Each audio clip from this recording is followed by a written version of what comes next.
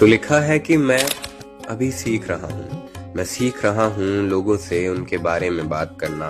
मैं सीख रहा हूँ हंसते चेहरे के पीछे छिपी खामोशी को पढ़ना। मैं सीख रहा हूँ इस दुनिया की खूबसूरती को जरा और महसूस करना। मैं सीख रहा हूँ लंबी रातों में उन टिमटिमाते सितारों को देखना। मैं सीख रहा हूँ अकेले लंबे रास्तों पे चलना। मैं सीख रहा हूँ कुछ बोलने से पहले सहजता से सुनना।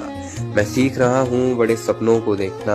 मैं सीख रहा हूँ उन सपनों से बेहद प्रेम करना।